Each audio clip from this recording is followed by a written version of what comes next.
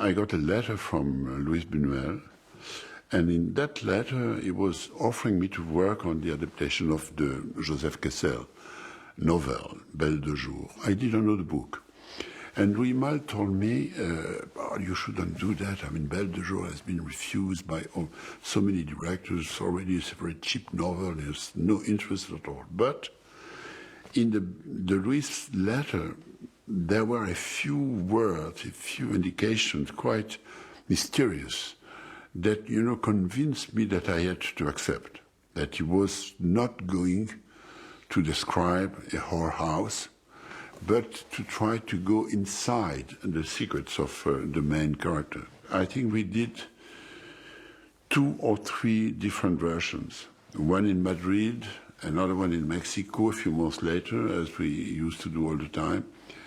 And the film was normally shot in Paris. We used to work for, let's say, 5-6 weeks on a first draft, and then to stop for 3-4 weeks to meet again, and so to work on the second version and so on. When we start working on Belle de Jour, I had asked 2 friends of mine, 2 journalists, to make sort of investigation about the secret prostitution in Paris. And with Buñuel in Madrid, we went through 2 or 3 brothers, elegant ones. Always there was a lady who was receiving us with some whiskey and 2 or 3 girls around, just listening. And we were able to ask questions about, how is it going, how does it go, what do the clients ask for. The reason why the Hakim brothers were involved in that film is that Silverman had gone bankrupt, 2 years before, and couldn't finance any more film. Later, he will come back for the Milky Way and all the other Buñuel films. But for Belle de Jour, it's the only one that was produced by another French producer than Serge Silverman, the Hakim brothers. The Hakim brothers were classical producers. They were not interested at all in Buñuel's work. I mean, they even didn't know exactly what he had done before. But that sort of ignorance of the producers sometimes gives the director and the author a sort of freedom, to do exactly what they want to do. Belle de Jour is a film about prostitutes and prostitution, and where you don't see one naked tit, nothing, absolutely nothing.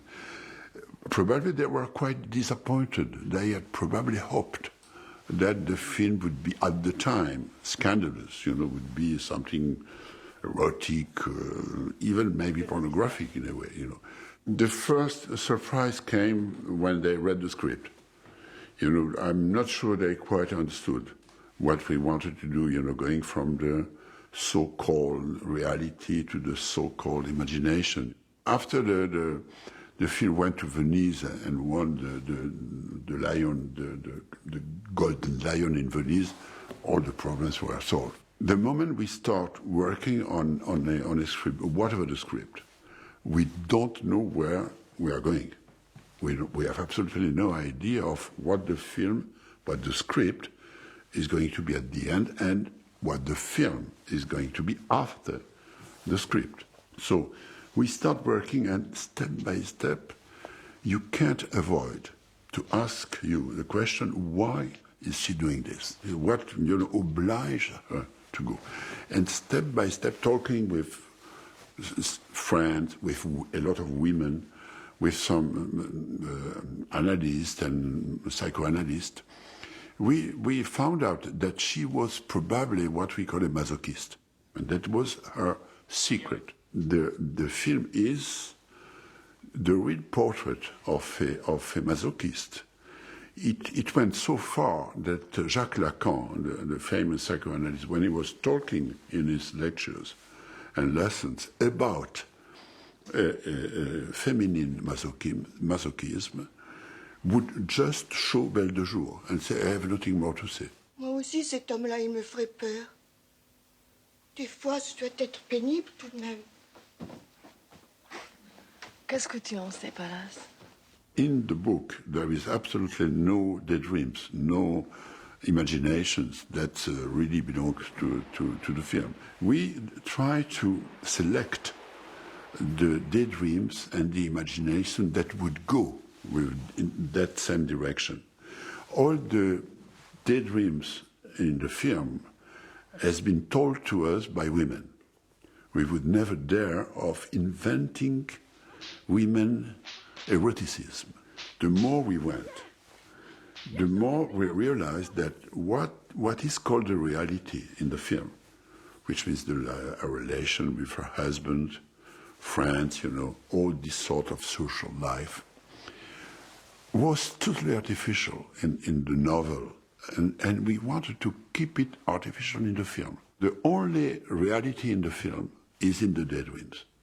It's like going upside down with reality and imagination. What looks real is false. One huge part of the history of the cinema is based on a conflict, on a fight, on a struggle between the director, the author of the film, and the reality. How shall I deal with that reality which is so imposing, so strong, so hard to beat? That's the case in Belle de Jour. And there are many allusions, sexual allusions in the text, but in the image you don't see anything. I suppose this is one of the secrets of the film. We were looking at the end for a moment where reality and reality would meet and maybe mix for a moment. We were looking for that, and vainly for a long time. And one night, I remember at maybe 2 o'clock in the morning, Buñuel called me, which usually he never did, and asked me, could you come to my room? I think I have an idea for the end. So I put a cloth on, I went to his room, and he was almost crying, very moved, when he told me something which is not this ending, but almost close to this ending. And in the middle of the night, we start working together until we find that it's a very delicate balance, between what we can understand, what we cannot, to end with the carriage empty that passes.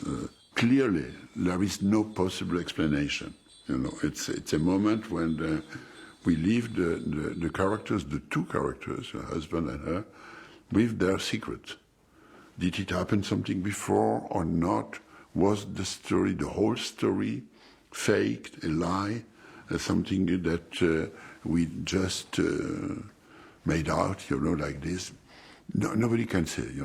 That's one of the charm, discreet charm of the film. It's probably the number one commercial success of Buñuel, of all the Buñuel films. He wasn't so very happy about it. Because he said, and I said, that it was probably for bad reasons. That people at that time were going to see a film with horrors. For instance, at that time it was forbidden in Spain. But in the French cities near Spain, like Perpignan and Bayonne, the film had an incredible success because Spanish people were crossing the borders to come and see the film. So the film was released in Bayonne and Perpignan for months and full all the time. And probably some of them went back disappointed because there is nothing much to watch in the film. When the film was shown, in 66, 67 to some of my friends like Rimal, like Volker Schlendorf, we went to see it together. They were quite dumbfounded. They didn't find Buñuel, the Buñuel of Viridiana, and the Buñuel violent and cruel, and they didn't find any sort of Romanesque atmosphere. They were sort of taken by surprise, But then the years went by, and the film grew in our memory. I saw the film a few months ago, and it was like a new vision of the film.